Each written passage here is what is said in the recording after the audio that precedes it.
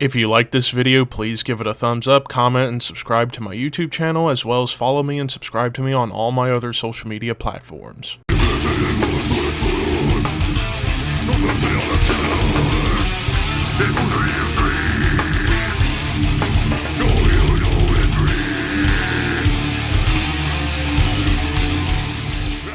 What's up, Thrashers, and welcome back once again to the Thrash Maniac 99 YouTube channel, and I am back with another album review for you guys. And tonight I am talking about probably the biggest release to come out this weekend, and maybe the biggest release to come out this month in October, and that is the latest studio offering from death metal and death doom legends Autopsy, with ashes, organs, blood, and crypts. So this comes out on October 27th on Peaceville Records, of course. Autopsy, we all should know about this band by now, one of the early pioneers of both death metal and even death doom.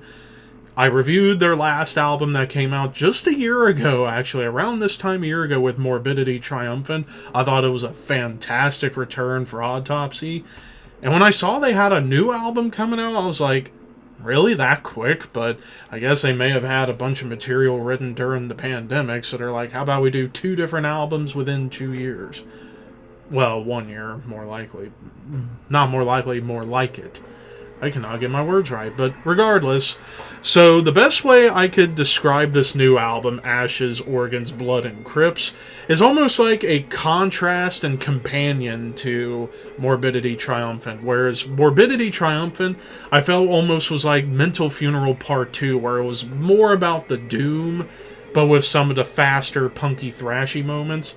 This album almost feels like an amalgamation of Severed Survival, and even to some degree, Acts of the Unspeakable. Because this album, if I were to give a percentage on the elements on Morbidity Triumphant, it would have been like 60% doom, 40% thrashy punkiness with the death metal. Here, this is definitely, I would say, more 60% thrashy punkiness, 40% doom, I would say, would be the best ratio to give this album, because you start off with Rapid Funeral, nasty tremolo riff right out of the gate with like punky thrashy rhythms and triplet swings that feel like Black Sabbath. And I will say, right out of the gate, the production on this album is absolutely nasty, but the mix is amazing. Greg Wilkinson, not only an awesome bassist, but an awesome producer. Like, he knows how to make everything sound as nasty as humanly possible, but make it sound cool with the mix. Like, the bass is pretty high in the mix, and it's kind of in perfect tandem with the guitars. Like, it doesn't overpower the guitars too much. Maybe whenever they get into like the really doomy parts, you definitely will hear the bass shine through on this whole album. So I will say the bass was really like the shining star of this album, and it gets like that right away with the opening track. Throat Saw, which was the shortest song of the album at 2.5 minutes, punky, thrashy disgustingness with these tremolo riffs and just how ridiculously fast it gets. And then we get into kind of a run of songs where they kind of follow a similar mold. No Mortal Left Alive, Well of Entrails, the title track, and Bones to the Wolves. These 4 songs kind of follow a similar formula, where you start off with these like evil doom riffs or doom melodies, and then it gets into like these death doom riffs and rhythms, and then it turns fast. Whereas in the case of No Mortal Left Alive, it gets more D-beat driven, like a slower kind of D-beat, but it was still mostly a doom track. But then the following 3, it kind of starts off doom, and then it turns into thrash for the most part. But the title track is a little bit different in the sense that it starts off kind of similar to Black Sabbath, with like almost like jazzy drums, and the guitars just kind of going nuts, and with a groove on top. And then Bones to the Wolves, you get some time shifts, which gives it a bit of a prog vibe, even though this is still very raw and stripped down, which is cool.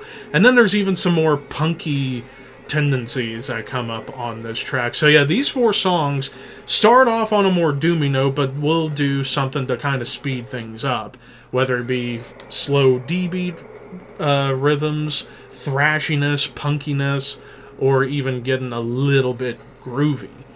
Now, Marrow Fiend, this was one of the big standouts for me on the album because it starts off with this atmospheric solo. Now, I will say the leads on here, mostly squealy dive bombs and crazy shred, but you do get a couple of songs where you get like more true blue atmospheric solos, and I would say Marrow Fiend and Death is the Answer is really where you get that the most. And Marrow Fiend starts off immediately with that atmospheric lead, and then it gets back into evil, death, doom, disgustingness, and then it kind of gets into, like, dare I say, classic metal up-tempo moments. Brief triplet chug even comes in here, like a death metal triplet chug. But then you get this amazing, like, crawling riff with, like, a galloping stampede rhythm to it. Almost like a death metal Iron Maiden, to some extent. And then it gets into Toxic Death Fuck, which is maybe the punkiest track on the entire album, where it's just all about these like punk beats and it's just super energetic and disgusting. But the breakdown on here was kind of more hardcore-ish than anything else. Lobotomizing Gods. This song kind of does go back to a bit of that formula I was talking about on the middle of the album, where it starts off with excellent doom, and then it turns thrashy, and then you get a doom breakdown to end it all off. And then to the song Death is the Answer.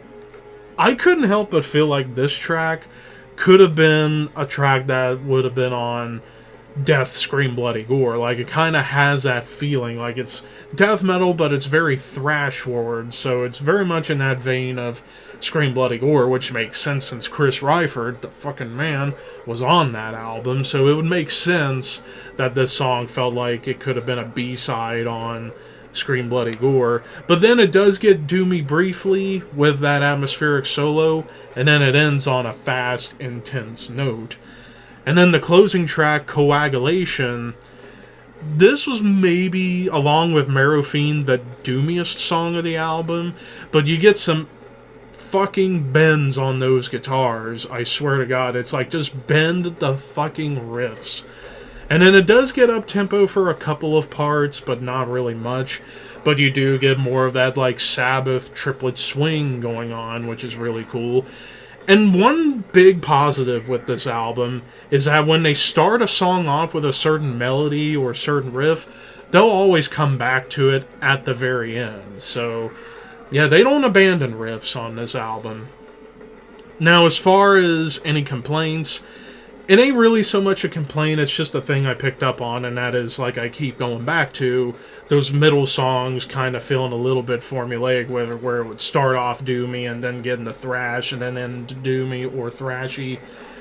Not that it's a problem, but I just will say some of those songs were a little similar in the way they're put together, and I feel like they could have broken that up a little bit by putting a couple of songs in between. Like, I would say if you would have put, like, Toxic Death Fuck and Death is the Answer in between some of those middle songs, I think this album would have flowed a lot better, at least in my opinion.